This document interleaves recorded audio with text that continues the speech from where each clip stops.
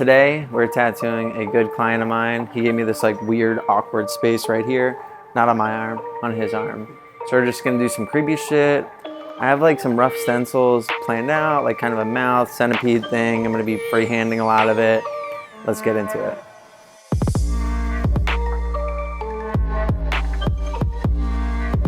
Yeah, I want the butt of this to kind of go right into the back of the piece so it connects. I don't want like a weird empty spot. Kind of have like this panel is more focused on the centipede monster thing, and then the inner panel is really just our mouth.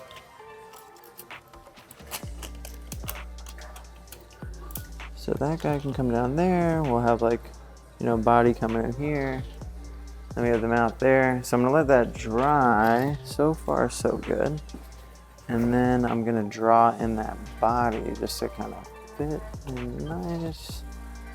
One of the most important things about a successful tattoo is your tattoo shoes. If you collect shoes or you care about them, take them off.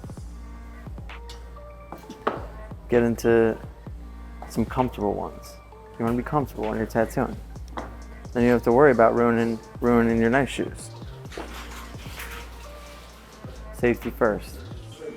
Today we're using 3-liner 9 mag, tight 7, and then a really tight 3. We'll be using the tight 3 to kind of bloodline in some of our stuff. I'm gonna be using the standard 3 for most of the shading. I'll use the 9 mag for big areas of shading or kind of depth changes. And then I have the 7 liner out just in case I have to move a little quicker in certain areas with the shading.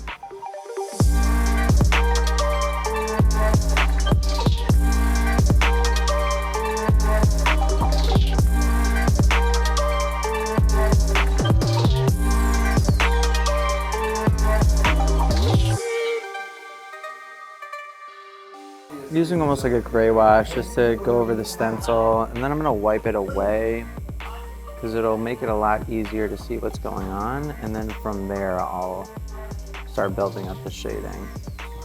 So it's like almost like right now I'm just like taking notes on the stencil, feathering in some of these gray wash lines, and then I'll wipe it off and get into the shading. This is kind of like a hybrid. It has some freehand, some stencil, especially with the more freehand stuff. A lot of times you'll see people kind of feather it in quick because the markers don't always stay that long. Maybe even to the point where they just kind of put their blacks in there and then wipe it off. So then their progress is kind of saved, the drawing is saved. So I'm gonna be doing the same thing.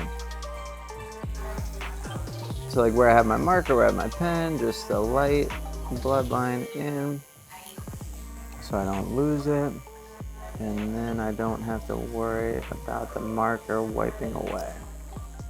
Especially if you're going to be finishing it in that session, you can go really light on the bloodline. If it's a bigger piece that you might be turning into a second session, you might want to hit it with a kind of darker bloodline so that when it heals you'll still be able to see it.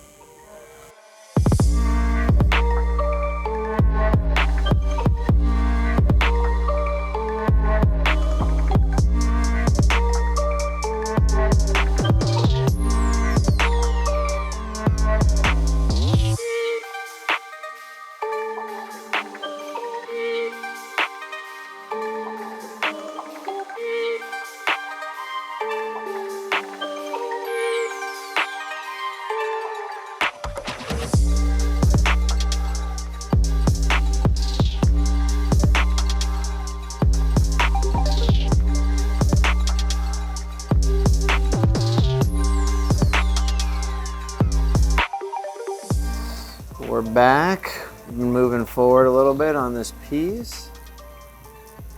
Kind of getting through the mouth. Whenever I'm doing stuff like this, where like a lot of it is just kind of like make it up as you go, I think the most important part is paying attention to like where your light source is, if you have one, you know, and mine's kind of over here, top left, let's call it. So it's hitting from that way. And then making sure like my darks are where they're supposed to be so they can create some separation. Like for example, I mean, I'm kind of going pretty like abstract on this one. The simplest breakdown is like the gums are black so that the teeth can be white, you know? So everything around the teeth, I'm keeping like really dark. And I'm just kind of having fun with it. Like I'm shading it in. As I'm shading in, I'll like see some light spots in there and I'll kind of leave it and then that becomes texture. So I'll give you an example. Like maybe I'm just shading from the bottom here and I'll be like, okay, I'm gonna shade from the bottom on this whole shape. You know, so here, let's just shade this in real quick.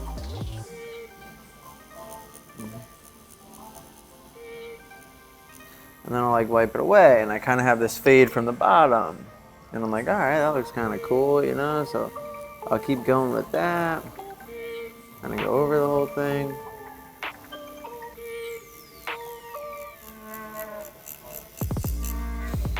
You know, I have that. If my light source is over here, maybe I shade from the bottom, but I flick in the opposite direction. I flick towards the light.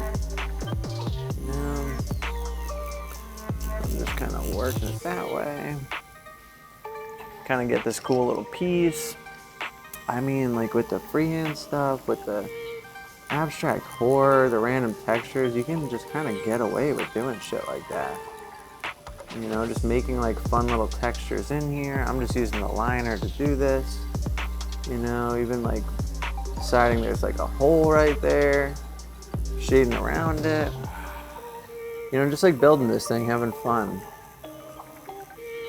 After I'm like doing these textures, just to keep it legible, you know, maybe I'll come back with like a mag. And if we're in the gums, if we're in like a dark area, you know, I might just come back and like brush the whole thing just to make it darker. To be like, okay, that's part of the gums, you know, because it's dark. So I got a little carried away in my textures. Maybe I forgot to add the values that are necessary. So I just come back in with the mag. It really creates that separation from the teeth.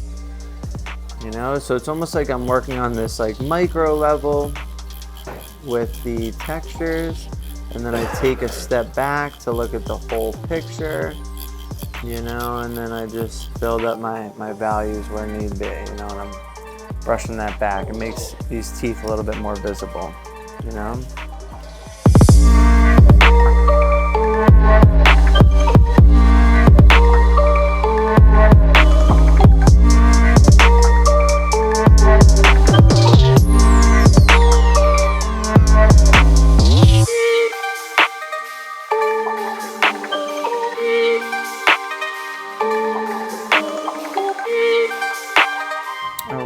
We have to change his position, get that back of the arm, so we're gonna move the bed.